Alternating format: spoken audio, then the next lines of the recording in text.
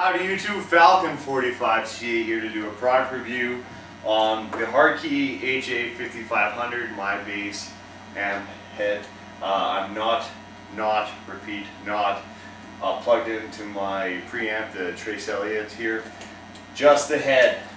So a little bit about the HA5500. It is the more powerful brother of the 3500. Other than the power, they're the exact same amp head. So the 3500 pushes 300 watts, this pushes 500 watts at 4 ohms. At 8 ohms I believe it's 250. And so other than that, they're the exact same. This is the vintage housing. It also comes in rack mount housing for those of you who have rack mount. Some thing to know about this bass is that it costs, or this bass amp head, sorry, is it costs under $1,000. So bearing that in mind, you're not going to get the same features that you are going to out of like an Ampeg or an Eden head or a Galen Kruger that costs well over $1,000. Okay, this is under $1,000, about $600 or $700. So for that, it actually, in its weight class, carries a pretty big punch, considering how much it costs and the features you get out of it and the sound.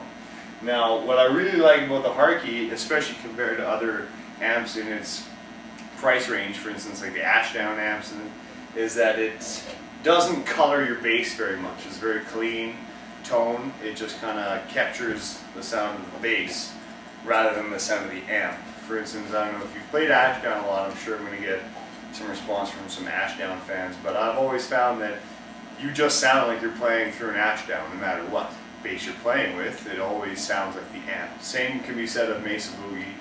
Some people may disagree, but you can't help but hear a Mesa Boogie amp when you're plugged in. So the Hartke does a good job of capturing the clean essence of your bass. A really nice feature that you don't get in too many bass amps under $1,000 is this has a DI output in the back of it. So you can plug straight into the mixer from your power amp, which is pretty nice. Oftentimes you have to get a DI box or some type of preamp to do that, but this you can do it with it. So anyways, the front we have two inputs. I'll zoom in a bit here so you can see better.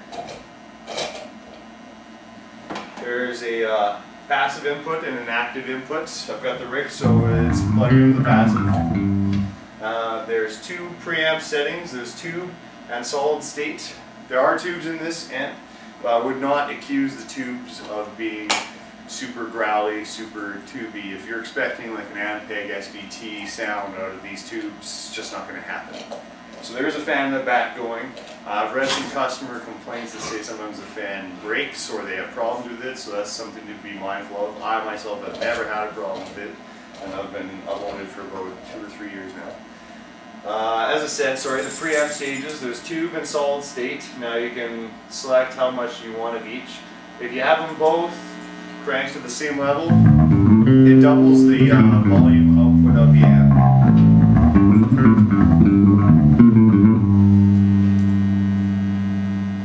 Whereas if you just have it dialed down, I'm not sure if you can hear that volume change too well, but oh well. Next is the compression.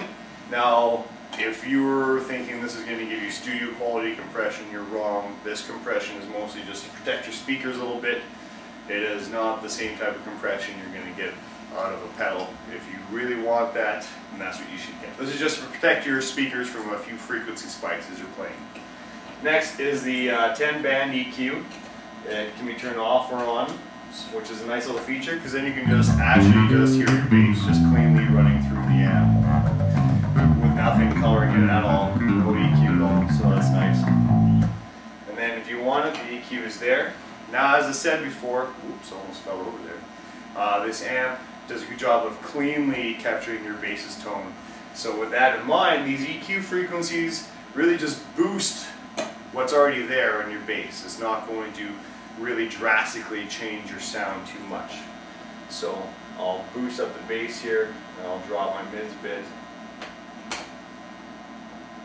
And then we'll bring her back up here on the highs, and you can hear what that kind of does to it. We'll turn it up a little bit too.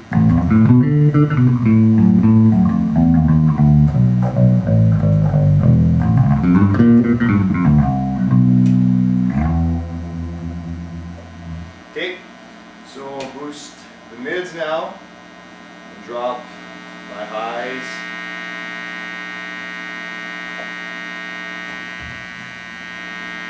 This is just roughly done.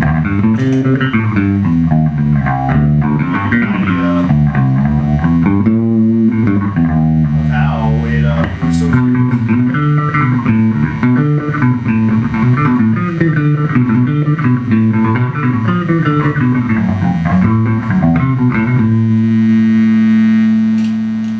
Okay, so let's boost this to the top end there.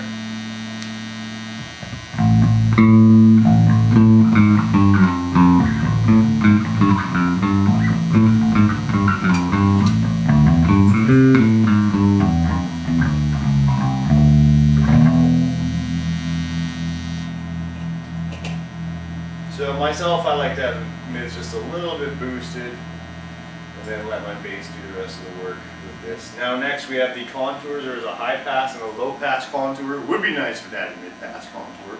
As I said, it costs under $1,000, so you're not going to get everything you want. Now the low pass obviously affects the lower end of the frequency. Drop it completely out, and the bass is almost gone from your sound. Boost it back up. See, I'm not sure if you'll be able to really feel this difference.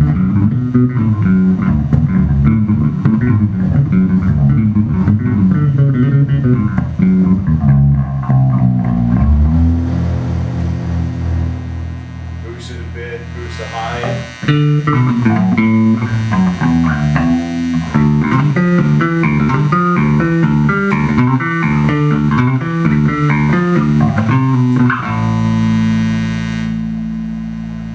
Okay, and then last but not least, we have our master volume and the power switch. So that is the Hartke HA5500 in a nutshell. If you have any questions, feel free to email me. Adios, YouTube.